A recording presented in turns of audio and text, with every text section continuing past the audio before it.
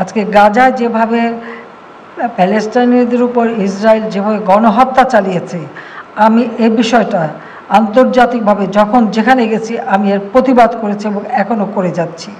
কারণ আমি সবসময় আমরা প্যালেস্টাইনিদের পক্ষে আছি। কারণ এইভাবে গণহত্যা, শিশু নারীদের উপরে অত্যাচার আর যে মানবতার কষ্ট তারা করে যাচ্ছে, এটা সত্যি সহ্য করা যায় না। কাজে আমরা সবসময় অন্যায়ের প্রতিবাদ করি, ন্যায়ের সঙ্গে থাকি।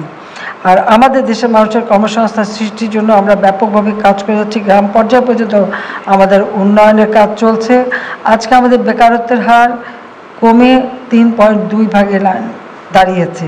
সেখানেও বহুমুখী কর্মসংস্থানের ব্যবস্থা আছে।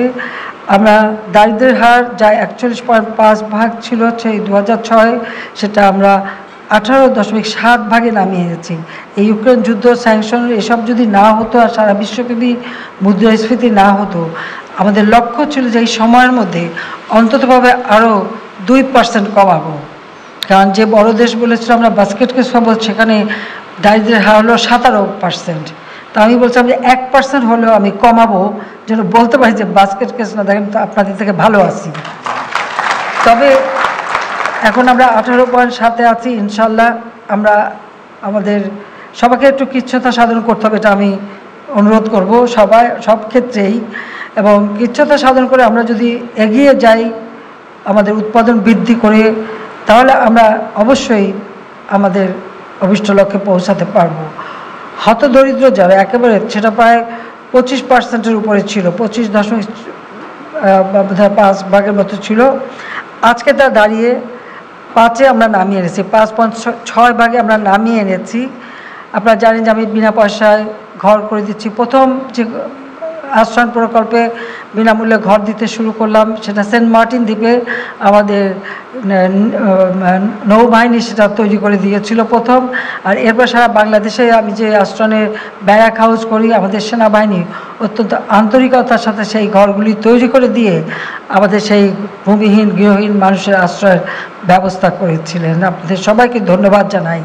আর দ্বিতীয়বার সরকার আসার পর এখন আমরা সকলের জন্য আলাদা ঘর করে দিচ্ছি। আর সেই ব্যারাক হাউসগুলিও আমরা সেমি পাকা ঘর হিসেবে তৈরি করে দেওয়ার কাজ শুরু করেছি। মাত্র কয়েক হাজার এখন বাকি আছে। করতে পারলে পরে বাংলাদেশে কেউ আর গৃহহীন ভূমিহীন থাকবে না। সকলের জন্য একটা ঘর, বাড়ির ঠিকানা আমরা করে দেব। পাশাপাশি এর পরবর্তীতে আর একটা আছে যে অনেকেরই হয়তো ভিটা মাটি আছে কিন্তু ঘর করবার মতো বা সেরকম সামর্থ্য নাই, তাদেরকে আমরা সহযোগিতা করে যাচ্ছি।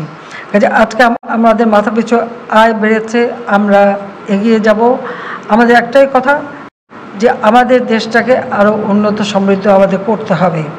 আমাদের নিজস্ব অর্থায়নে পদ্মা সেতু নির্মাণ করেছে। আপনারা জানেন যে এটা নিয়ে একটা বিরাট চক্রান্ত ছিল এবং দুর্নীতির অভিযোগ এনেছিল। আমি চ্যালেঞ্জ দিয়েছিলাম, সেটা প্রমাণ করতে পারেনি। কানাডা ফেডারেল কোর্ট একবার রায় দিয়েছিল যে ওয়ার্ল্ড ব্যাংক যে অভিযোগ করেছে এটা সম্পূর্ণ ভুয়া, মিথ্যা তথ্য দিয়েছে। কাজে আমরা তারপর আমি নিজেদের অর্থায়নে আজকে পদ্মা সেতু করে সারা বিশ্বকে দেখিয়ে দিয়েছি যে জাতির পিতা বঙ্গবন্ধু শেখ মুজিব 7ই মার্চের ভাষণে যে বলেছিলেন যে কেউ দাবায় রাখতে পারবা না বাঙালিকে, তো সেটা আমরা প্রমাণ করে দিয়েছি যে কারো ওইরকম রক্তচক্ষুতে আমরা ভয় পাই না। আমরা ইচ্ছা করলে নিজেরাও পারি, সেটা আমরা প্রমাণ করে আজকে বিশ্বে সেটা দেখিয়েছি। আর ইতিমধ্যে অনেকগুলি কাজ করেছি। কর্ণফুলী টানেল নদীর নিচ দিয়ে, এখন নদীর নিচ দিয়ে গাড়ি চলে। আমাদের মেট্রো রেল থেকে শুরু করে আমরা এক্সপ্রেসওয়ে, এবং এটা শুধু রাজধানীতে সীমাবদ্ধ থাকবে না, সমগ্র বাংলাদেশটাই যাতে উন্নত হয় সেইভাবে আমরা রাস্তাঘাট, পুল, ব্রিজ, রেল, নৌপথ, বিমান সব ক্ষেত্রেই আমাদের উন্নয়নের ছোঁয়া রয়েছে। কাজেই আমরা এই কাজটা করে যাচ্ছি। আমাদের লক্ষ্য যে আমরা রক্ত দিয়ে স্বাধীনতা এনেছি।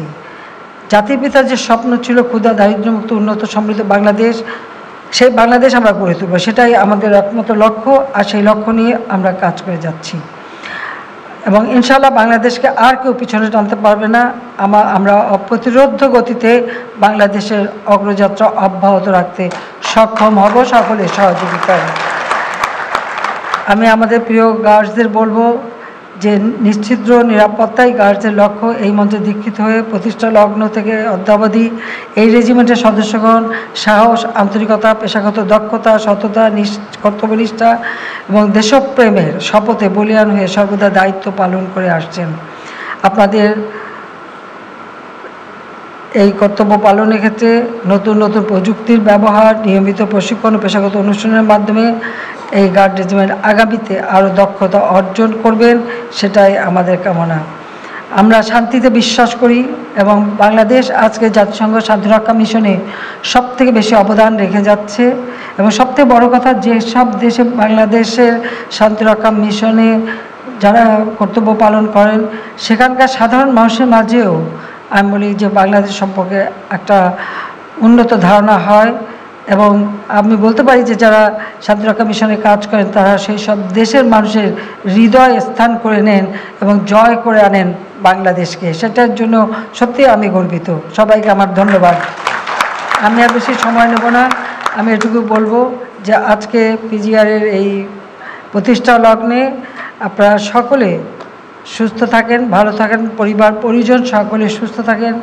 যারা আজকে আমাদের মাঝে নাই, যাদেরকে আমরা হারিয়েছি, তাদের আত্মার মাগফিরাত কামনা করি, পরিবারের সদস্যদের আমার সহমর্মিতা জানাই এবং সেই সাথে সাথে সকলের জীবন সুন্দর হোক, উজ্জ্বল হোক। বাংলাদেশ ক্ষুধামুক্ত, দারিদ্র্যমুক্ত, উন্নত, সমৃদ্ধ, আধুনিক জ্ঞান প্রযুক্তি জ্ঞান সম্পন্ন বাংলাদেশ, যে বাংলাদেশ স্মার্ট বাংলাদেশ হবে, সেই বাংলাদেশ আমরা গড়ে তুলি 2041 সাল পর্যন্ত। 21 থেকে 41 সে প্রেক্ষিত পরিকল্পনা প্রণয়ন করে দিয়েছি আমি।